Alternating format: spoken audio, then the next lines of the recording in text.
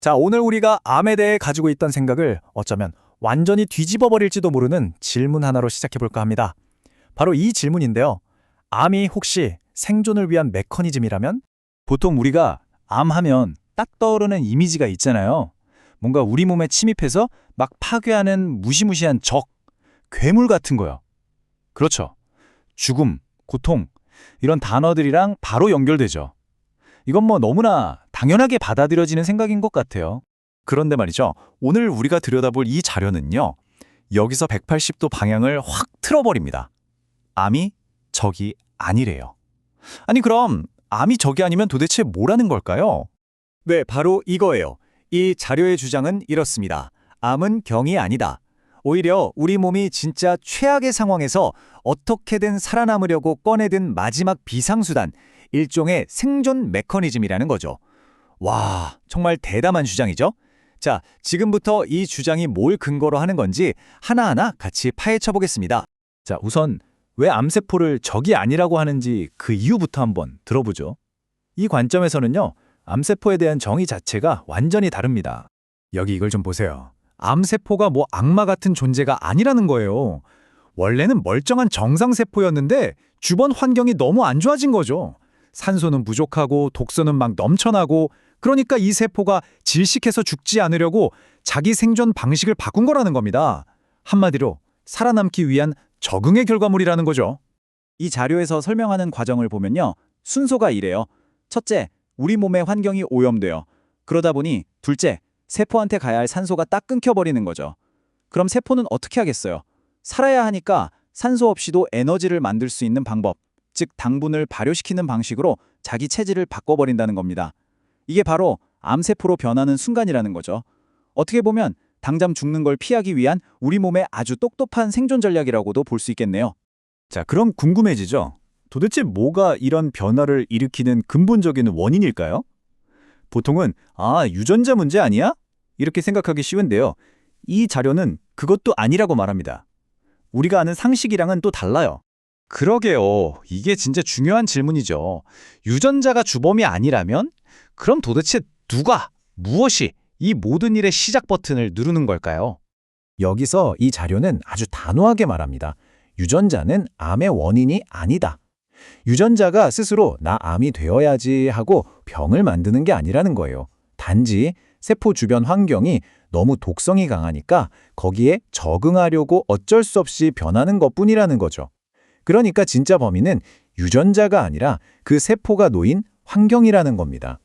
이 주장을 뒷받침하는 근거로 되게 흥미로운 사실을 하나 들어요. 뭐냐면 세포에서 유전자가 담긴 핵 있잖아요. 이걸 쏙 빼내도 세포가 몇 주 동안은 아무 문제 없이 원래 하던 일이 그대로 한다는 거예요. 이게 뭘 의미하겠어요?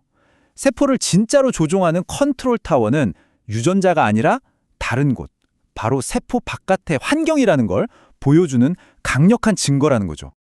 심지어는요, 박테리아나 감염에 대해서도 우리가 알던 거랑은 완전 정반대의 이야기를 해요. 보통 병원 가면 세균은 무조건 나쁜 놈, 적으로 취급하잖아요. 근데 이 자료에서는요, 박테리아가 죽은 세포 같은 쓰레기들을 치워주는 청소부 역할을 한다고 봐요. 그러니까 뭐 열나고 아픈 그런 감염 증상조차도 실은 우리 몸이 박테리아를 이용해서 암 조직 같은 걸 청소하려는 일종의 치유 과정이라는 겁니다. 와, 이거 진짜 파격적인 주장이죠? 자, 그럼 이런 관점으로 봤을 때 지금 우리가 하고 있는 현대의학의 암 치료법들은 어떻게 보일까요? 예상하셨겠지만 이 자료는 굉장히 비판적으로 바라봅니다. 핵심은 바로 이겁니다. 흔히 아는 화학요법이나 방사선 치료 같은 것들이 오히려 우리 몸이 스스로 깨끗해지고 나으려고 하는 그 자연적인 힘을 방해하고 망가뜨린다고 보는 거예요. 여기 이 자료가 지적하는 화학요법의 문제점들을 한번 볼까요? 첫째로 면역체계를 그냥 파괴해버리고 암세포뿐만 아니라 멀쩡한 장기들까지 손상시킨다는 거죠. 근데 더 큰 문제는 정작 암을 만든 근본 원인, 그러니까 그 독성 환경은 전혀 건드리지 않는다는 거예요. 그러니 종양이 잠시 줄어드는 것처럼 보여도 결국에는 더 강력한 암으로 재발할 수밖에 없다고 아주 강하게 경고하고 있습니다. 그리고 이 주장을 뒷받침하려고 어쩌면 가장 논란이 될 만한 통계를 하나 가져옵니다. 그게 뭐냐면 아무 치료도 받지 않은 암 환자가 항암 치료를 받은 환자보다 오히려 훨씬 더 오래 살더라는 연구 결과가 있다는 주장이에요. 이게 뭐 사실이냐 아니냐를 떠나서 내용 자체만으로는 정말 충격적이죠. 자, 그럼 비판만 하는 게 아니라 이 자료가 제안하는 진짜 치유는 과연 뭘까요? 마지막 파트에서는요, 암과의 싸움이 아닌 전혀 다른 접근법을 이야기합니다. 가장 중요한 건 마음가짐의 전환이라고 해요. 암을 반드시 죽여야 할 적으로 보고 막 싸우려고 들면 우리 몸은 엄청난 스트레스를 받아서 오히려 회복할 힘을 잃어버린대요. 그 대신에 암을 내 몸이 나한테 보내는 간절한 신호구나, 살려달라는 메시지구나 이렇게 받아들이고 마음의 평화를 찾을 때 바로 그때 진짜 치유가 시작될 수 있다는 겁니다. 그래서 이 자료가 제안하는 치유 로드맵은 이렇습니다. 첫 번째 스텝, 암을 적으로 보는 관점부터 바꾸기. 두 번째, 몸과 마음 속에 쌓인 독소를 빼내는 데 집중하기.